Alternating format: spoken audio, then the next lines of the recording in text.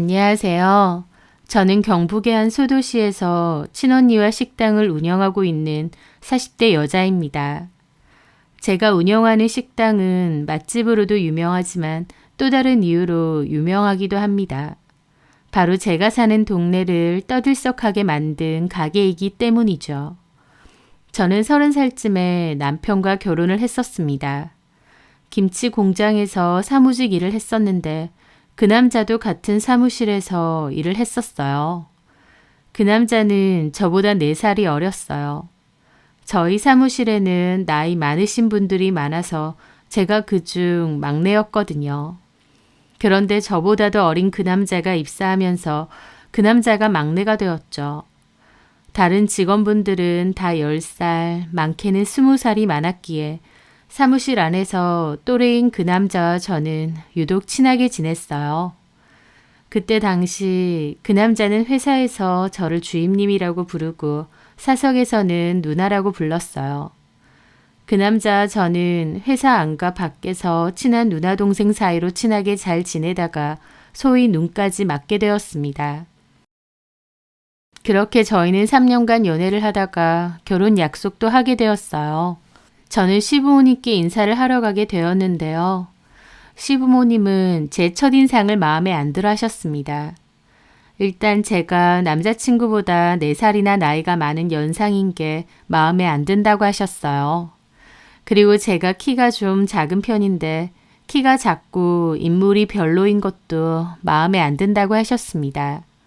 네, 저 솔직히 예쁜 외모는 아닙니다. 키도 작고 통통하기도 하고 이목구비도 그렇게 예쁜 편은 아니라는 거 스스로도 잘 알고 있죠. 그런데 그런 이유로 대놓고 저를 탐탁치 않아 하실 줄은 몰랐습니다.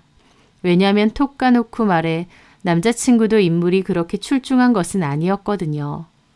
키가 작은 편이었고 내세울 만한 외모도 전혀 아니었죠. 저도 남친 성격이 좋고 잘 맞아서 좋았던 거니까요. 그런데 시부모님은 둘 중에 하나라도 커야 나중에 자식을 낳아도 좀 크지 않겠냐며 키 크고 인물이 괜찮은 며느리를 얻고 싶었다며 아쉬워하시더라고요. 하지만 그렇다고 결혼을 반대하거나 그러신 건 아닙니다. 시부모님은 제가 생활력이 강하고 야무진 것 같다고 결혼하면 살림살이 잘 살겠다면서 자기 아들한테는 그런 여자가 필요하다고 결혼을 허락하셨거든요. 그렇게 저는 남편과 결혼을 했어요. 결혼 자금으론 남편과 시댁에서 8천만 원, 제가 3천만 원 정도 해갖고 모자라는 돈은 대출을 받았습니다.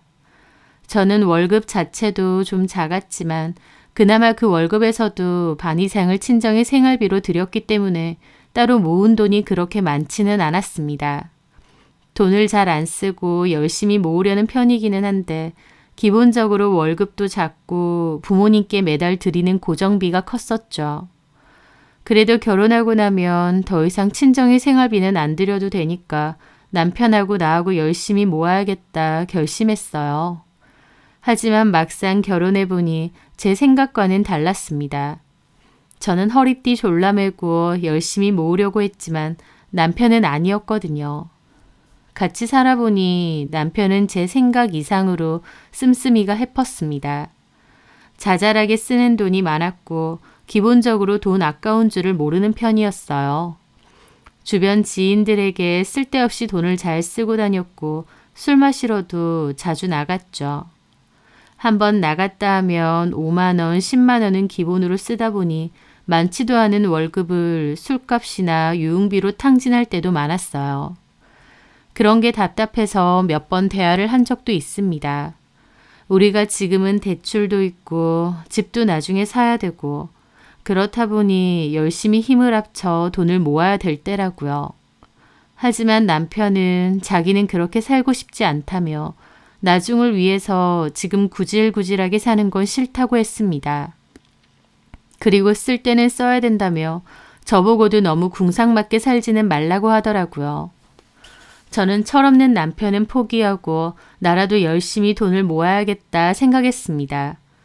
하지만 결혼 10개월 만에 제가 임신을 하게 되었어요. 결혼하고서도 2, 3년까지는 열심히 돈 벌다가 아이를 가지려고 했는데 계획보다 빨리 아이가 생긴 것이었죠. 저희 회사는 그때 당시 출산휴가도 눈치가 보이고 더더욱 육아휴직도 눈치가 보여 쓸 수가 없는 분위기의 회사였습니다. 그래서 저는 결국 출산 마지막 달까지 회사를 다니고 그만두게 되었죠. 버는 돈은 반으로 줄었는데 남편 씀씀이도 여전했고 아이까지 태어났으니 돈 들어갈 일은 더 많아졌습니다. 가난이 문으로 들어오면 사랑은 창문으로 도망간다는 말처럼 돈이 빠듯해지니 남편과 부딪히는 일도 많아졌어요. 저는 상황이 별로 안 좋은데도 본인 쓸 건 다 쓰려고 하는 남편이 이해가 안 됐고 남편은 제가 너무 돈돈거리는 게 지겹다고 했습니다. 저는 저한테 쓰는 것은 거의 없었어요. 1,000원짜리 커피 한 잔 마시는 것도 망설이다가 그만둘 정도였으니까요. 옷도 늘 같은 옷만 입고 다녔고 미용실은 꿈도 못 꿨습니다. 다이소에서 미용 가위를 하나 사서 저 혼자 집에서 대강 정리만 하고 질끈 묶고 다녔죠. 아이 옷도 저희 언니나 주변 친구들에게 물려받은 걸로 입히고 기저귀도 제일 싼 거, 분유도 제일 싼 거. 그런데도 시부모님은 저보고 그런 소리도 잘하셨어요. 혜선이 너는 옷이 그거밖에 없냐? 맨날 같은 옷이야. 아무리 애 낳고 아줌마 다 됐다지만 머리도 좀 하고 화장도 좀 하고 그러고 다녀라. 어떻게 늙은 나보다도 더 안 꾸미고 다니냐. 남편한테 좀 예쁘게 보이려고 노력 좀 해. 옷 사고 머리하면 돈이 얼만데 저런 소리를 하시나 싶더군요. 누구는 안 하고 싶어서 그런가요? 저는 어머님의 그런 핀잔들이 속상했지만 그냥 아무 말 안 하고 넘겼습니다. 시부모님은 제가 며느리가 됐음에도 저를 좋아하지도 싫어하지도 않으신 것 같았어요. 여전히 썩 탐탁치 않아 하셨다는 게 정확한 표현 같네요. 그럼에도 저에게서 몹시 좋아하는 부분이 하나 있었습니다. 바로 제가 해드리는 음식이었어요. 저는 저희 엄마 닮아서 음식 솜씨가 꽤 좋은 편입니다. 저희 외가댁 식구들이 다 음식 솜씨가 좋아서 식당을 하시는 친척분들이 많아요. 저희 엄마도 음식을 정말 맛있게 잘하시고요. 저랑 언니도 예전부터 엄마에게 많이 배우기도 했고 또 기본적으로 요리하는 것도 좋아해서 집에서 이것저것 만들어서 잘 먹기도 했어요. 그래서 저는 외식도 거의 안 합니다. 먹고 싶은 게 있다고 하면 제가 뚝딱뚝딱 잘 만들거든요. 시부모님도 제가 하면 멸치볶음 하나까지 다 맛있다고 하시더라고요. 다른 걸로는 저한테 칭찬하거나 좋은 소리 하신 적이 없는 분들인데 음식만큼은 인정하시는 거였죠. 그중 시부모님이나 저희 남편이 가장 좋아하는 음식은 제가 만든 김치찜입니다. 저희 엄마가 알려주신 방법인데 유명한 김치찜 맛집하고 비교해도 손색이 없을 정도로 깔끔하고 맛있어요. 저희 남편도 제가 김치찜을 해놓으면 밥을 3공기나 먹을 정도였죠. 저희 시부모님도 툭하면 와서 김치찜 해놓으라고 하시거나 어머님은 아예 방법을 알려달라고 하셨습니다. 그래서 제가 레시피도 알려드렸는데 어머님은 이상하게 자기가 하면 그 맛이 안 난다고 그냥 저한테 와서 해달라고 하신 적도 많죠. 우스갯소리로 손맛이 좋아서 소박은 안 맞겠다 하신 적도 있습니다. 그냥 옛날 분들 하시는 농담이려니 생각하고 저도 그냥 웃고 넘겼지만요. 그러던 어느 날이었습니다. 남편이 회사에서 한 직원분하고 크게 싸움이 났던 일이 생겼어요. 상대방은 제가 회사 다닐 때도 있으셨던 분인데 그 회사에 꽤나 오래 다니셨거든요. 저보다도 10살이나 많으신 분이고요. 제가 회사에 다닐 때도 저희 남편이 일도 야무지게 못하고 뺀질거린다고 별로 안 좋게 봤던 기억이 있습니다. 그런데 그분하고 남편은 여전히 업무 때문에 자주 부딪혔고 갈등이 깊었는데 회식 때 술자리에서 기어코 싸움이 났다는 겁니다. 둘이 말싸움하다가 뒤엉켜서 몸싸움이 일어났고 그 직원분은 저희 남편 고소한다고 난리가 났어요. 여차저차 결국 고소는 하지 않고 마무리는 됐지만 남편은 그 일로 더 이상 그 회사 못 다니겠다고 하더라고요. 그 사람 보고 싶지도 않고 회사도 가기 싫다고요. 무슨 20살 철부지도 아니고 애까지 딸린 가장이라는 사람이 자기보다 10살이나 많은 회사 동료하고 주먹다짐하고 회사까지 그만두겠다고 징징거리는 거였습니다. 남편도 더 이상 나이가 적은 편도 아니었고 스펙이 좋은 것도 아닌데다 경력을 살릴 만큼 회사 안에서 중요한 업무를 했던 것도 아니었어요. 그래서 덜컥 그만두면 당장 다른 회사로 이직을 할 수 있을지 아닐지도 모르겠더군요. 남편을 말려도 보고 싸워도 봤지만 결국 남편은 회사에 사표를 던졌습니다. 저는 속이 너무 답답해서 그러면 뭐 해먹고 살 거냐고 그랬어요. 그랬더니 대뜸 자기가 이제부터 애 본다고 저더러 나가서 돈 벌어오래요. 기가 막혔습니다. 그때 저희 아이가 3살쯤 됐을 땐데요. 남편은 그때까지 기저귀 하나 제대로 갈아본 적이 없을 정도로 육아에는 관심이 없던 사람입니다. 그래놓고 이제서야 자기가 육아를 하겠다고 저보고 돈 벌러 나가라는 겁니다. 이런 철딱선이랑 내가 결혼을 했구나. 고구마 100개 먹은 것처럼 속이 갑갑했죠. 하지만 목구멍이 포도청이고 당장의 생활비가 급했던 저는 제가 취업을 하기로 결심을 했습니다. 아이는 어린이집 보내고요. 그런데 그것도 쉽지 않았어요. 수도 없이 이력서를 내봤지만 저에게 연락을 주는 곳은 없었어요. 이미 경력 단절이 된 데다 애엄마인 저는 재취업이 어려웠습니다. 예전 회사에서도 일반 사무일과 간단한 격리일, 잡무를 했었기 때문에 경력 인정을 받기도 쉽지 않은 데다 사회생활을 3년 넘게 쉰 애 딸린 아줌마를 필요로 하는 회사는 많지 않았습니다. 기본적으로 제가 살고 있는 지역에 회사가 그렇게 많지도 않았고요. 앞으로 어떻게 해야 하나 막막하던 찰나 남편이 밥을 먹다 말고 저에게 그러더라고요. 우리 장사나 해볼까? 무슨 장사? 장사는 아무나 해? 게다가 자본금이 어디 있어서. 아니, 솔직히 당신 김치찜 진짜 맛있잖아. 이거 장사하면 무조건 잘 될 것 같은데? 장사 그렇게 쉬운 거 아니야. 취업도 안 되고 마땅히 방법도 없잖아. 무슨 뾰족한 수라도 있어? 근데 당신 음식 솜씨는 알아주잖아. 음식 장사하기 딱이지. 음식 잘하는 사람 많아. 그 사람들이 다 장사해? 장사라는 게 얼마나 힘들고 운도 따라줘야 되는데.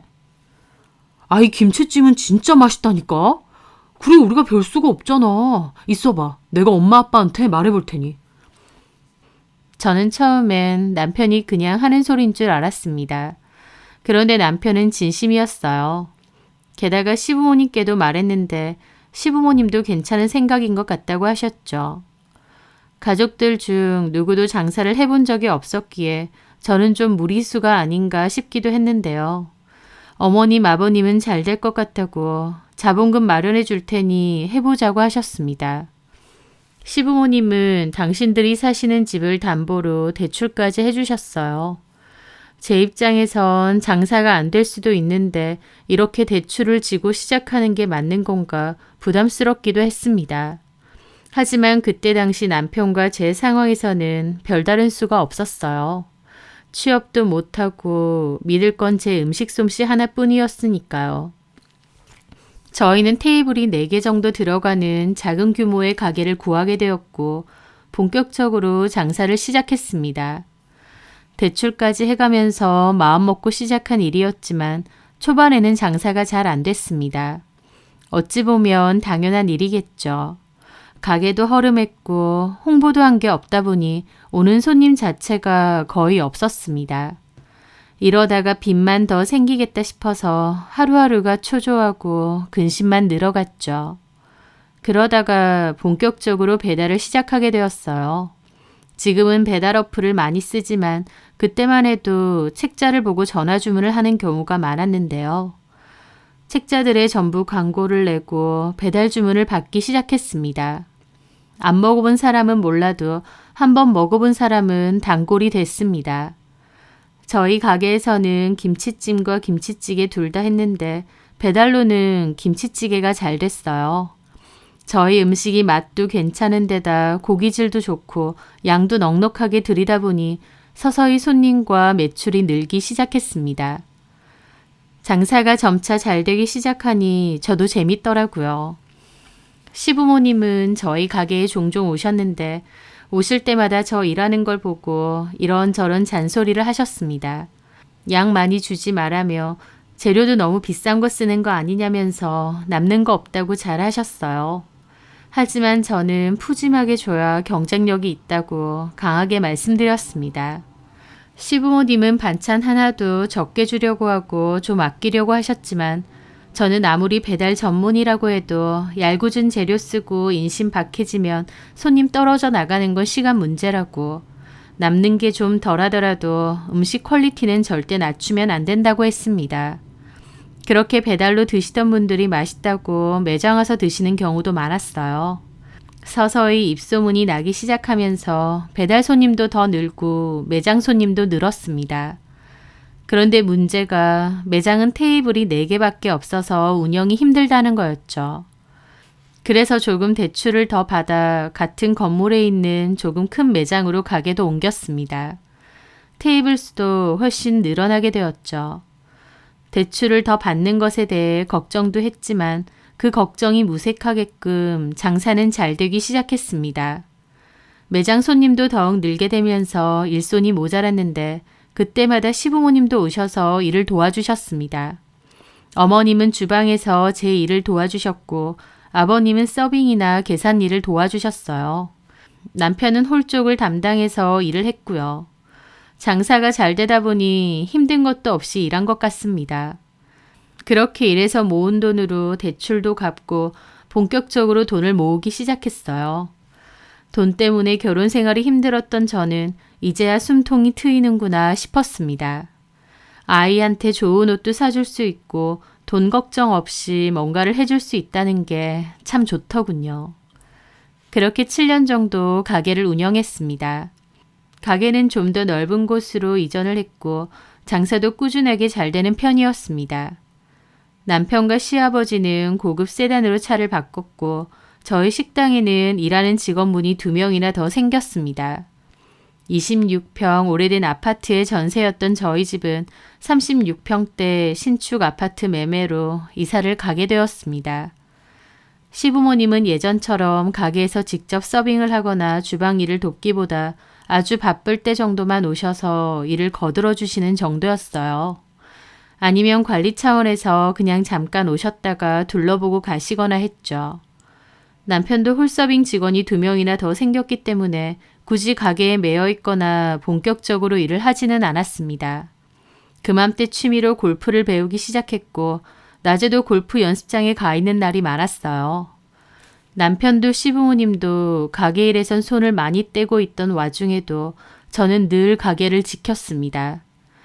매일매일 주방에서 시간을 보내고 바빴지만 저는 그때 더 바랄 게 없다, 행복하다라고 생각을 했었어요.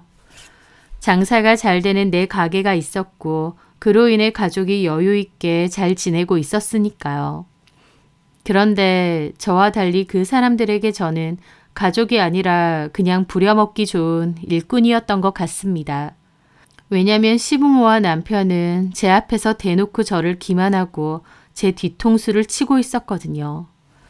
그맘때 홀 직원 1명이 그만두면서 새로운 직원이 필요하다고 구한다고 했습니다. 솔직히 남편도 일을 하면 굳이 홀 직원을 2명이나 쓸 이유까진 없는데 남편은 계산 정도만 하고 홀서빙은 잘 안 했기 때문에 결국 직원을 다시 뽑기로 했죠. 제가 구인 광고를 내겠다고 했는데 남편이 자기가 아는 사람이 마침 알바를 구한다고 데리고 오겠다고 하더라고요. 누구냐고 하니 남편 친구의 여동생이랍니다. 그래서 알겠다고 했죠. 그 여자의 이름은 이선미였고 나이는 20대 후반이었습니다. 막상 가게 와서 보니 남편 친구의 친동생이 아니라 아는 동생이라고 하더라고요. 그렇게 홀에는 선미 씨 포함 홀 직원 2명과 남편 이렇게 3명이 있었습니다. 성격도 싹싹하고 열심히 하려는 것 같아서 저도 선미 씨를 좋게 봤죠. 그런데 하루는 그 광경을 눈으로 목격했습니다. 저는 일하는 내내 거의 주방에만 있어서 홀은 신경을 안 쓰는데요. 그날은 일하다가 잠깐 홀 쪽으로 나오게 되었습니다. 가게는 한창 바쁜 와중이었고 남편도 홀 서빙을 하느라 바빴죠. 저는 잠깐 별 생각 없이 남편을 보고 있었어요. 그런데 남편이 선미 씨를 지나가면서 스리슬쩍 엉덩이를 만지고 지나가는 겁니다. 그 순간 저는 너무 놀랐어요. 남편이 미친 줄 알았습니다. 바빠서 스치거나 실수로 그런 것도 아니고 일부러 그런 게 보였거든요. 지금 대놓고 성추행을 한 건가 싶어서 깜짝 놀랐는데 선미 씨의 얼굴을 보니 그게 아니었습니다. 남편 쪽을 보면서 장난스럽게 웃더라고요. 남편도 슬쩍 윙크하면서 웃고요. 시간으로 치면 3, 4초 정도의 짧은 찰나였지만 그 광경을 직접 눈으로 목격한 제 입장에선 슬로우 모션처럼 하나하나 다 보이더라고요. 내가 잘못 본 건가? 두 사람 뭐지? 머리가 혼란스러웠습니다. 주문이 밀려와서 일단은 다시 주방으로 들어왔지만 일하는 내내 기분이 멍하더라고요. 설마 내가 모르는 사이 두 사람이 뭔가 있나 싶기도 했죠. 너무 심란하기도 하고 또 한편으로 너무 찰나여서 내가 잘못 봤나 싶기도 했습니다. 그날 오후 남편은 모임이 있다고 먼저 나갔어요. 그리고 저는 선미 씨 말고 다른 홀서빙 직원을 집에 데려다 주었습니다. 집 가는 방향이 같아서 한 번씩 태워주거든요. 운전을 하는 도중에도 머릿속에는 남편과 선미 씨의 그 장면만 떠오르더라고요. 그래서 홀 직원이 집 앞에서 내리려고 할 때쯤 물어보게 되었습니다. 저기 성희 씨. 네? 갑자기 이런 거 물어봐서 미안한데요. 말씀하세요. 저는 망설이다가 그냥 아니라고 했습니다. 확실하지도 않은데 괜한 얘기를 하는 것 같아서요. 아니에요. 아무것도. 조심해서 가고 내일 봐요. 그런데 제 모습에 그 직원이 가만히 보더라고요. 그러더니 대뜸 사모님 혹시 사장님하고 선미 씨 때문에 그러세요? 라는 겁니다. 저는 말도 안 했는데 그 직원은 이미 알고 있었던 거죠. 저는 약간 벙쪄 있다가 물었습니다. 네? 맞으시죠? 사모님도 눈치채신 거죠? 그게 무슨 말이에요? 성희 씨 뭐 알고 있는 게 있어요? 실은 저도 사모님한테 말을 할까 말까 고민했는데요. 사장님하고 선미 씨 보통 사이 아닌 것 같아요. 둘이서 은근슬쩍 스킨십 하는 것도 몇 번 봤고요. 저번에는 실수인지 뭔지 선미 씨가 사장님더러 오빠라고 하는 것도 제가 들었어요. 스킨십 하는 걸 직접 봤다고요?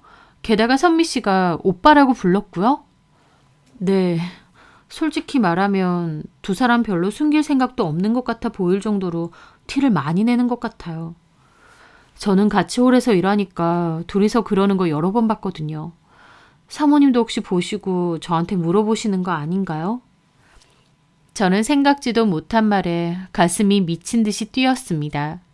같이 일하는 직원은 진작에 눈치챌 정도로 둘이서 그렇게 티를 냈다는 거예요. 바보 같은 저는 까마득히 몰랐습니다. 남편이 내연녀를 가게까지 불러와서 눈앞에서 대놓고 바람질을 하는지 말이죠. 남의 가정사에 제가 왈가왈부할 건 아닌데요. 사모님 좀 조심하셔야 될 것 같아요. 저는 직원에게 일단 알겠다고 하면서 행여나 또 그런 일이 눈에 보이면 나한테 바로 알려달라고 부탁했습니다. 그 직원도 알겠다고 하더라고요. 그날 직원을 보내고 집으로 돌아온 저는 주차장에서 쉽사리 올라가지 못했습니다. 가슴 속에서는 정말 폭풍 같은 감정이 휘몰아쳤거든요. 다른 사람에게 티가 날 정도로 남편과 선미 씨가 그렇고 그런 사이라니. 애초에 가게로 데리고 온 것도 일부러 그랬다는 뜻인데 나만 바보같이 모르고 있었구나. 어떻게 이럴 수가 있나. 나를 대놓고 무시하는 것도 아니고 내연녀를 가게까지 들이다니. 남편에게 정말 참을 수 없는 분노가 느껴졌습니다. 신혼 때 돈 없어서 쩔쩔매다가 내 음식 솜씨 덕에 가게 대박나서 이제야 먹고 살만해졌는데 그런 저를 앞에 두고 고맙다고 절을 해도 시원찮을 판에 바람이라뇨. 정말 온몸이 주체할 수 없게 떨려오더라고요. 살면서 그런 감정은 처음 느껴본 것 같습니다. 그날 집에 돌아와 보니 남편은 골아떨어져 자고 있었습니다. 자는 남편을 가만히 내려다보는데 진짜 사리까지 느껴지더군요. 옆에 있는 베개로 남편 머리를 눌러버릴까, 침대맡에 있는 스탠드로 남편 머리를 쳐버릴까, 그 짧은 순간에 많은 생각이 들었습니다. 하지만 저는 아무것도 하지 않고 그냥 방을 도망쳐 나왔어요. 그렇게 작은 방에 앉아 이혼을 해야 하나라는 생각을 했습니다. 이혼이라는 게 얼마나 힘들고 괴로운 과정일까 싶어서 막막하기도 하더라고요. 시작하기도 전에 지치는 기분이었죠. 그렇게 이런저런 생각을 하며 밤을 꼴딱 새웠습니다. 그렇게 다음 날이었어요.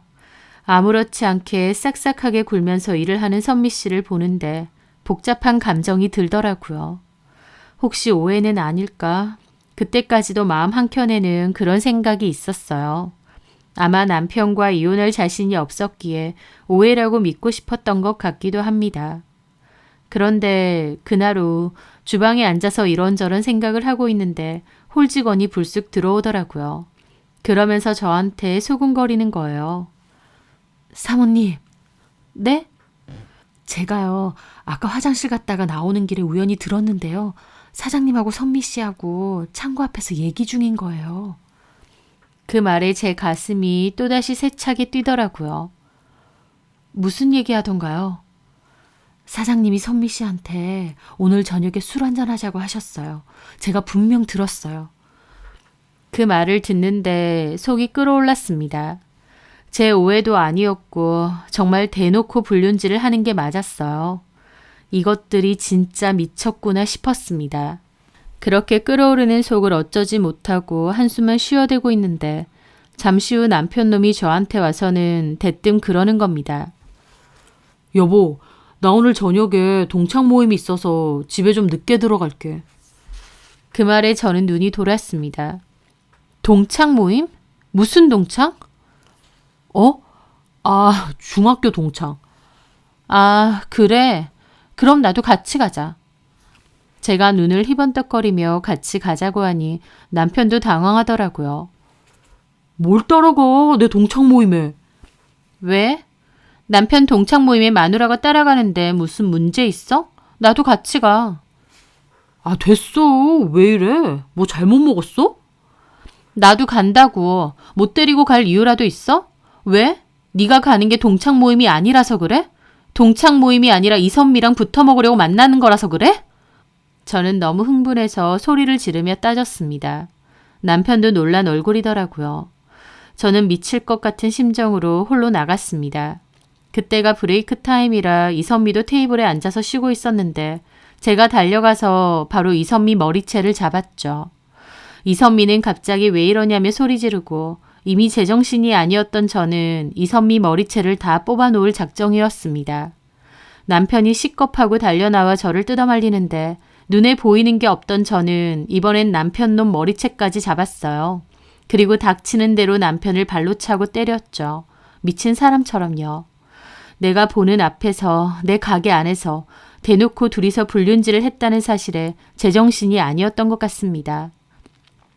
제가 미친 듯이 소리를 지르며 남편을 때리고 발로 차고 하니 남편도 저를 밀쳤고 저도 바닥으로 굴렀어요.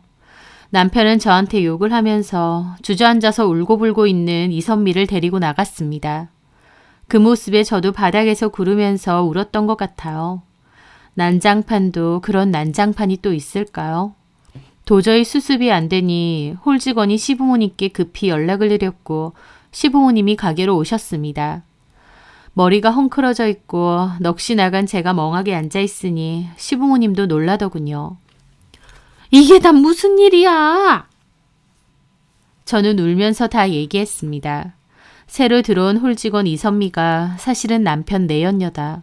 나한테 속이고 대놓고 내연녀를 가게에까지 들였다. 이게 말이 되느냐 하고요. 제 말에 시부모님 한숨만 푹푹 쉬더군요. 그러더니 그래서 너 혹시 영민이를 때렸어? 두 인간들 죽여놓으려다가 참았어요. 아이고, 너도 참 너다. 아무리 그래도 그렇지 너는 어떻게 그렇게 우악스럽냐? 라면서 그 와중에 저를 탓하시는 겁니다. 어머니, 어떻게 저한테 그렇게 말하세요? 어머님 아들이 내연녀를 가게까지. 아, 그건 알겠는데 아무리 그래도 그렇지 이렇게 생난리를 치고 폭력까지 써? 저도 맞았어요. 박영민이 저도 밀쳤다고요. 그 여자 앞에서. 아이고, 내가 못 산다 정말. 그렇게 그날은 임시유업 팻말을 걸었습니다. 시부모님은 저를 위로하는 듯 설득했어요. 남자들 다 한 번 정도 한눈 판다며 당신들이 아들한테 잘 얘기할 테니 저도 한 번 정도는 눈 감고 넘어가 주라고 하시면서요. 저는 못 넘어간다고 이혼할 거라고 그랬습니다. 그렇게 저는 집으로 돌아갔어요. 학원 갔다 온 아이를 보는데 아이도 저보고 엄마 누구랑 싸웠냐고 걱정하더라고요. 저는 아이한테도 너무 미안하고 어쩌다 이렇게 됐나 싶어 눈물만 나더라고요. 머리 싸매고 누워있는데 어머님은 저에게 전화가 와서 시댁으로 영민이 불렀고 알아듣게 잘 얘기하겠다고. 저보고도 이혼이니 뭐니 생각 말고 한 번만 용서해주고 넘어가라고 또 그러셨어요. 저는 아무 말 안 하고 그냥 전화 끊었습니다. 그날 많은 생각을 했습니다. 심정적으론 이혼하는 게 맞는데 이혼이라는 게 너무 두렵기도 했어요. 일단 아이가 가장 걸렸고 같이 일하는 가게도 걸렸고 부부로 살면서 이래저래 서로 엮여있는 일도 많다 보니 골치가 아팠습니다. 연애 때야 서로 마음 안 맞고 문제 생기면 헤어지고 남남되면 되는데 부부는 그런 게 아니더라고요. 저도 자신이 없었고요. 그래서 남편이 잘못했다고 100배 사죄하고 그 여자만 제대로 끊어낸다고 하면 나도 시부모님 말처럼 한 번은 덮고 지나갈까 싶기도 했습니다. 남편에 대한 배신감은 있지만 그럼에도 결혼 생활을 유지하고 싶은 마음이 더 컸으니까요. 시부모님이 남편에게 꾸짖겠다고 하셨으니 저는 남편이 저에게 잘못했다고 다시는 안 그러겠다고 빌 줄 알았습니다. 하지만 그 뒤의 상황은 제 예상과는 아예 달랐습니다. 왜냐면 남편에게 사과를 시키겠다던 시부모님은 남편과 무슨 얘기를 한 건지 태도를 바꿔서 저에게 이혼을 요구하셨거든요. 남편과 시부모님에게 이혼 서류를 전달받는데 머리를 망치로 두들겨 맞은 것처럼 배신감과 엄청난 충격이 들었습니다. 이게 뭐예요, 어머님, 아버님? 이혼 서류? 저한테 이혼하라고요? 네가 영민이랑 못 살겠다며. 그래서요? 이혼해달라고요? 저는 꿀먹은 벙어리로 있는 남편을 죽일 듯이 노려봤습니다. 지금 나한테 이혼해달라는 거야? 너는 그년이랑 살고 그년이 그렇게 좋아? 12년 결혼 생활이 의미 없을 만큼 그년이 그렇게 좋디? 그리고 어머님, 아버님, 이 사람은 지금 그 여자한테 미쳐서 제정신 아니라고 해도 어머님, 아버님은 저한테 이러시면 안 되잖아요. 어떻게 저한테 이혼을 해달라고 하실 수 있어요? 아들한테 정신 차리라고 욕을 하고 그 내연녀를 족쳐도 뭐할 판에 어떻게 저한테 이혼을 해달라고 하실 수 있냐고요. 아, 흥분 좀 하지 말고. 너는 왜 이렇게 우악스럽니 매번? 제가 흥분 안 하게 생겼어요? 어머님, 아버님, 그리고 당신, 나한테 이러면 안 되는 거지. 누구 때문에 먹고 살만해졌는데. 제 말에 남편은 비웃더군요. 다 너 때문이라는 거야? 당연한 거 아니야? 나 이날 이때껏 잘 쉬지도 못하고 가게 운영했어. 그래서 다 먹고 살만해진 거잖아. 애초에 내 레시피로 이만큼 잘 된 거기도 하고. 너만 이랬어? 나도 하고 우리 부모님도 다 같이 했어. 그리고 너 까먹었냐? 우리 가게 기본적으로 우리 부모님 돈으로 차린 거야. 애초에 우리 엄마 아빠 자본으로 한 거고 명의 자체도 내 걸로 되어 있어. 당신은 그냥 일개 주방 직원이야, 직원. 뭐라고? 내가 만든 레시피로 음식 팔아서 잘 된 건데 나는 그냥 주방 직원이라고? 법적으로 그렇다 이거야. 당신 직원으로 등록해 놓은 거 까먹었냐? 라는데 제 눈에는 남편이고 시부모고 정말 악마처럼 보였습니다. 바람핀 건 제가 아니고 남편인데 그 사람들은 똘똘 뭉쳐서 저를 몰아내려고 하더군요. 그래서 지금 이혼하고 이 가게도 뺏으려고? 애초에 우리 아들 건데 뺏긴 뭘 뺐니? 제 레시피예요. 음식도 다 제가 만들었고요. 어쨌든 너는 그냥 직원이야. 네 몸만 여기서 나가면 된다.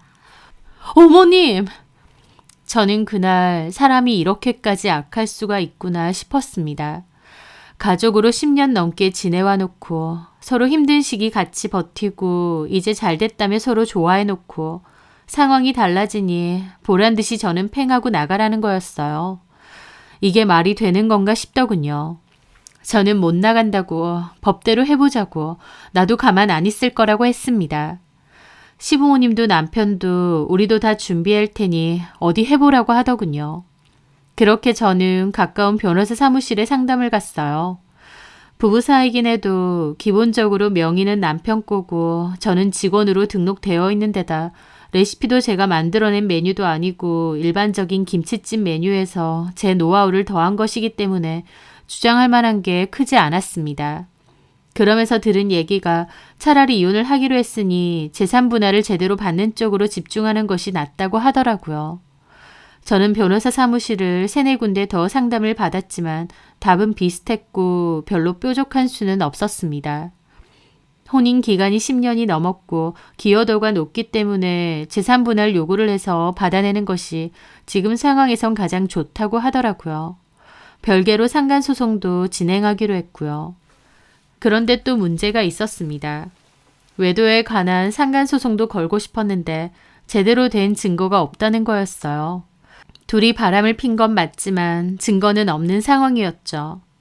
그나마 증거라고 할 만한 것은 같이 일하는 직원의 증언 정도인데 그것마저도 객관적인 건 아니라서 별로 법적인 효력은 없었습니다. 저는 뒤늦게라도 통화 녹취라도 하려고 시도했으나 남편은 눈치를 챈 건지 제가 그 여자에 관한 이야기를 하려고 하면 자기가 언제 그랬냐며 바득바득 우기기만 하더라고요. 외도 증거도 없다 보니 소송하기도 힘들고 너무 억울하고 힘들었습니다. 증거를 모아보려고 노력했으나 결국 안 됐기에 상간소송도 제대로 못 해봤습니다. 그나마 재산 분할은 인정받았고 저는 가게 지분을 요구했습니다. 그런데 시부모와 남편은 가게는 절대 못 준다고 버텼고 그걸로 소송도 하게 되었어요. 그렇게 다투다가 결국 가게 말고 집을 저에게 넘기는 것으로 재산 분할 합의를 했습니다. 제 입장에선 집보다 가게를 얻고 싶었지만 소송이 계속 길어지고 저도 너무 지치고 힘들어져서 결국 집을 제가 갖는 걸로 하고 마무리를 짓기로 했어요. 그렇게 이혼을 했는데 너무 억울해서 잠도 잘 안 왔습니다. 그 인간들에게 이용만 당하다가 팽 당했다는 생각에 시도 때도 없이 분노가 차올랐습니다. 그런 저를 친정 식구들은 몹시 걱정했어요. 그리고 위로를 많이 해주셨죠. 그런 것들이랑 인연 끄는 거 오히려 잘한 일이라며 싹 잊고 새 출발하라고 하셨습니다. 그래도 최소한 아파트는 받지 않았냐며 그거로라도 위안을 받으라고 하시면서요. 저도 살기 위해 과거는 다 잊자고 몇 번이나 다짐했습니다. 그리고 다시 일도 하고 보란듯이 열심히 살아보자 결심했어요. 아이도 제가 키우기로 했으니 아이를 위해서 다시 일도 해야 했습니다. 그러던 와중 저희 언니가 같이 장사를 해보자고 하더라고요. 뭘로 하냐고 하니까 다시 김치찜이랑 김치찌개를 해보자는 겁니다. 이미 검증이 된 손맛이지 않느냐며 그것들이 가게는 뺏었어도 결국 네 손맛 때문에 잘된 거 아니냐면서요. 저도 다시 일을 한다며 식당을 해볼 생각이었어요. 그래도 8년 넘게 식당을 운영했으니 자신도 있었고 무엇보다 그 사람들에게 없는 손맛이 저에게 있으니까요. 게다가 저희 언니까지 옆에 있으니 더욱 든든했고요. 그렇게 언니와 저는 반년 정도의 준비 끝에 가게를 열었습니다. 그 가게의 위치는 남편과 시부모가 운영하는 김치찜 가게에서도 그리 멀지 않았어요. 거리로 치면 2블럭 정도 지나가면 있는 곳이었죠. 몫이 좋고 가게세도 괜찮은 자리이기도 했지만 일부러 거기로 결정한 것도 있었습니다. 전 남편네 가게 손님을 다 뺏어오고 싶은 마음도 있었고요. 저는 그전 식당 할 때 주변에 친해진 가게 사장님들이 많았는데요. 그분들은 제 사정을 다 아니까 저를 많이 응원해 주셨습니다. 그리고 전 남편네 가게 사정도 한 번씩 알려주셨어요. 저랑 이혼하고 나서 어머님과 주방 직원 하나가 주방에서 일을 한다고 했는데요. 제 레시피를 알고 있기 때문에 장사는 여전히 잘 된다고 했습니다. 게다가 이혼하고 나선 보란듯이 그 내연녀도 가게에 불러와서 같이 있다고 했어요. 그 여자랑 전 남편은 벌써 재혼 이야기도 오가고 그 여자는 시부모님하고도 잘 지낸다고 하더라고요. 그 얘기 듣고 그날 저녁 저 혼자 소주 한잔 했습니다. 너무 속상하고 화가 나서요. 하지만 그럴수록 저도 더 보란듯이 잘 살아야겠다. 다시 한번 마음을 먹었죠. 그렇게 저는 언니랑 김치찜 가게를 열었는데 초반에는 별로 반응이 좋지 않았습니다. 한 동네에 김치찜 가게가 두 곳이나 있었고 맛도 거의 비슷하다 보니 늦게 문을 연 저희 가게가 자리를 못 잡는 건 당연한 거였죠. 게다가 문제는 장사 잘 되는 집 레시피를 훔쳐서 장사한다는 소문까지 도는 거였습니다. 그럼에도 저와 언니는 꿋꿋하게 장사를 했어요. 저희 가게가 규모도 더 작고 배달 전문으로 시작하기는 했지만 배달 하나도 정성껏 준비해서 보냈고 서비스도 잘 챙겼습니다. 아무리 전 시모에게 제 레시피를 주었다 한들 결국 제가 만든 게 원조기 때문에 저희 가게께 훨씬 맛있을 수밖에 없었어요. 이러나 저러나 결국 음식이 맛있으면 손님들은 찾아오는 것 같습니다. 저희 가게는 배달 어플 한식 분야에서 배달 많은 1위를 지킬 정도로 장사가 잘 되기 시작했습니다. 배달 위주였지만 홀손님도 제법 있었고요. 저희가 상승세를 타기 시작한 것과 달리 전 남편네 가게는 상황이 안 좋아지기 시작했습니다. 전 시모가 주방을 맡고 나서 갈수록 음식 맛이 안 좋아진다는 소문이 많아지더라고요. 초반에는 전 시모도 제가 알려준 레시피를 잘 유지했던 것 같은데 갈수록 양도 줄고 재료도 더 싼 재료로 바꾼 것 같다고 하면서요. 미묘한 차이더라도 맛도 안 좋아지고 양도 줄고 서비스도 안 좋아지니 손님은 자연적으로 떨어질 수밖에 없었겠죠. 게다가 시모도 나이가 많다 보니 가게 일에 전적으로 매달릴 수도 없어서 주방 직원에게 거의 맡기는 듯 했고 남편도 내연녀 이선미랑 가게는 나 몰라라 하고 놀러 다니느라 바쁜 듯 했습니다. 사장이 가게에 없는데 가게가 잘 굴러가겠나요? 남편과 시부모가 운영하는 김치찜 가게는 점차 리뷰나 입소문도 안 좋아지고 서서히 하락세를 타는 것 같았죠. 위치가 그렇게 멀지도 않고 똑같은 김치찜이지만 저희 가게가 훨씬 맛있고 질도 좋고 반찬도 더 맛있는 데다 친절하고 깨끗하게 관리도 잘 되니 저희 가게를 선택할 수밖에 없었을 겁니다. 다 좋았지만 단 한 가지, 남의 가게 레시피를 도용했다는 치명적인 소문은 어쩔 수 없었어요. 애초에 전 남편네 가게 레시피도 내 건데 그런 소문이 도니 억울했지만 어쩔 수 없다고 생각했습니다. 그런데 어떤 고마운 손님분이 지역 대표 카페에 글을 올리면서 해결이 되었습니다. 그분은 저희 가게 단골이신 분인데 한 번은 저희 가게 왔을 때 물어보시더군요. 올 때마다 너무 맛있어요. 근데 저쪽에 길 건너면 있는 김치찜 가게요. 거기는 좀 오래된 걸로 아는데 여기가 거기 분점이에요? 전 남편네 가게를 말하시더라고요. 저는 씁쓸하게 웃으며 고개를 저었죠. 아니에요, 분점. 아닌 거 맞죠? 하긴 이름부터 아예 다르니까. 근데 먹어본 사람들이 맛이 엄청 비슷하다고 하더라고요. 물론 여기가 더 맛있고 반찬도 훨씬 낫지만. 그 말에 저는 잠깐 망설이다가 그 얘기를 했습니다. 그럴 수밖에 없을 거예요. 그 가게도 오픈 때부터 제가 주방에서 일했었거든요. 어머, 정말요? 그럼 거기서 일하시다가 독립하신 거예요? 같은 메뉴로? 그렇다기보다 시댁 가족들하고 같이 운영했는데요. 제가 이혼을 했거든요. 사실 그 레시피도 제가 만든 건데 이혼하면서 저는 몸만 나온 거죠 뭐. 먹고 살아야 되니까 여기다가 다시 가게 연 거고요. 저는 씁쓸하게 웃으며 말했습니다. 그분이 그건 무슨 얘기냐고 하셨고 저는 대강 있었던 일을 얘기해 주었습니다. 엄청 구체적으로 말한 건 아닌데도 그분은 본인이 더 분노하더라고요. 진짜 상종 못할 인간들이라고 하면서요. 그리고는 가게명 명확히는 안 밝히고 지역 카페에 글을 올려도 되느냐 물어보시길래 그러시라고 했습니다. 없는 얘기하는 것도 아니니까요. 그리고 그분은 정말 글을 올렸는데 정확한 가게 명칭이나 메뉴는 안 밝히고 대강의 사정만 적어서 올리셨어요. 우리 동네에 메뉴도 똑같고 음식 맛이 비슷한 가게가 있다. 뒤늦게 생긴 곳이 레시피 도용했다고 욕을 많이 먹었는데 알고 보니 새로운 가게 사장님이 이혼하면서 남편과 시댁 식구들에게 레시피 뺏기고 쫓겨난 거나 다름없었다. 새로 생긴 식당이 훨씬 맛있기도 하고 사장님들도 친절해서 요즘은 여기만 가고 있다.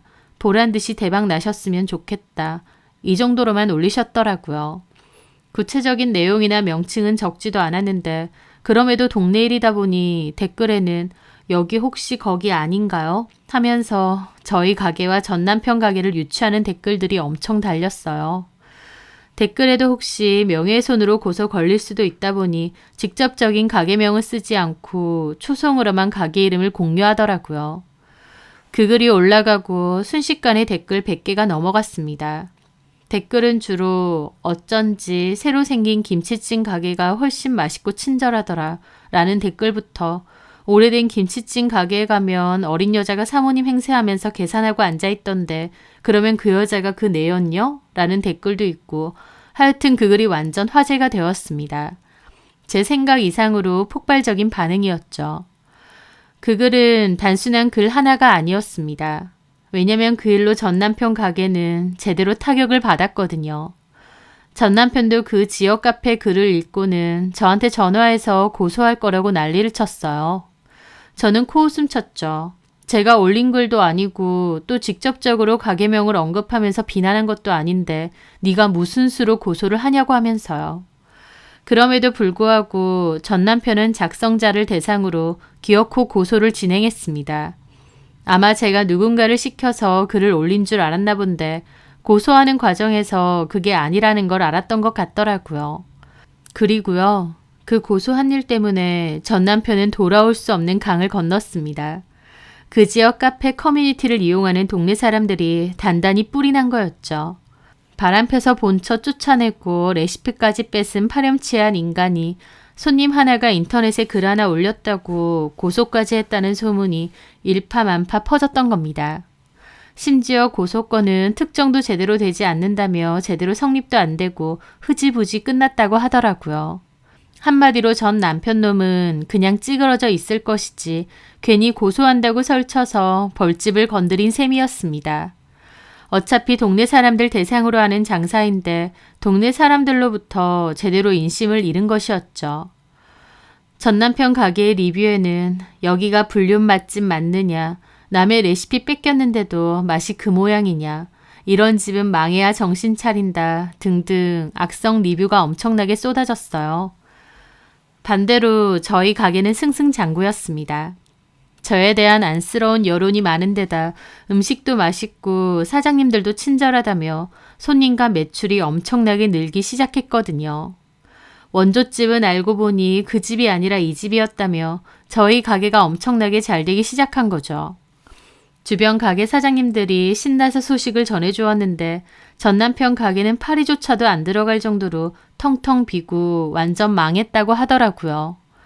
전 남편이 뒤늦게 홍보에 돈도 엄청 쓰고 할인 이벤트 현수막 걸고 블로그 체험단도 엄청 뿌렸대요. 전 남편은 망해가는 가게를 살리고자 발악을 하는 거였죠. 그러면 뭐 하나요? 그렇게 해봤자 손님들은 절대 안 온다고 했습니다. 지나가면서 보면 손님도 아예 없고 직원도 더 이상 없고 전 남편과 시부모만 죽상으로 앉아있다는 거예요. 심지어 그 내연녀 이선미도 어디 도망갔는지 잘 안 보인다고 하고요. 전 남편 가게가 망해갈수록 저희 가게는 더욱 승승장구를 이어갔습니다. 갈수록 손님이 너무 많아져서 직원도 뽑고 가게도 좀 더 넓은 곳으로 이전하기까지 했습니다.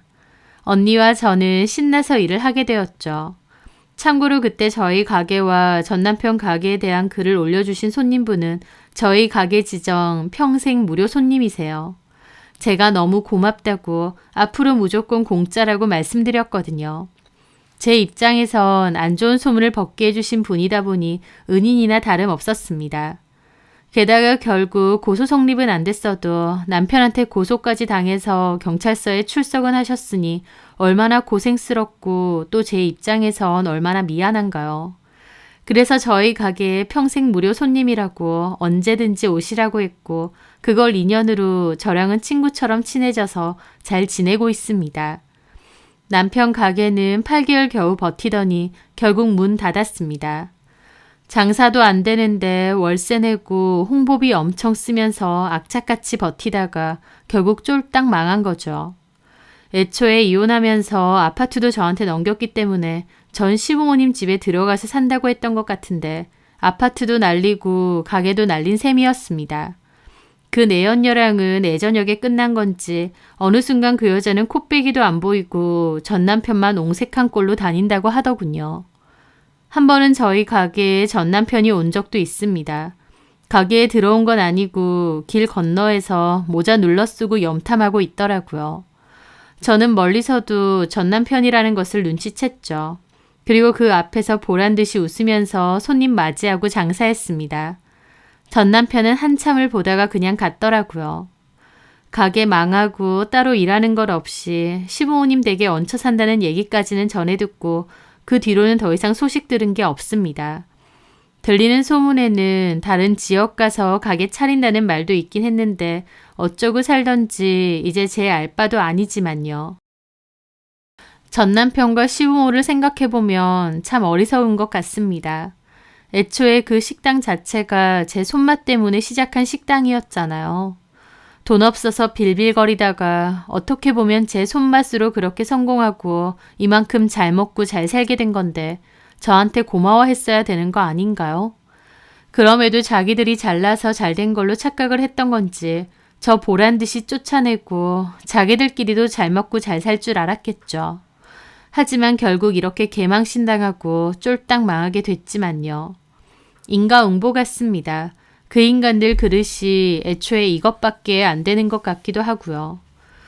저희 가족들 말처럼 차라리 이혼으로 그 사람들과의 인연을 끝낸 건 오히려 조상이 도운 거구나. 나한테 정말 다행인 거구나 싶습니다. 저는 저희 가게를 찾아와주는 손님 한 분 한 분이 다 너무 감사해요. 그래서 정성껏 더 푸짐하고 맛있게 식사를 하고 가셨으면 하는 마음이 큽니다. 제 음식을 맛있고 든든하게 드시고 또 잊지 않고 저희 가게를 찾아와 주시는 손님들에게 감사한 마음을 늘 간직하며 변치 않는 초심으로 열심히 운영해 보려고 합니다. 제 사연 들어주셔서 감사합니다.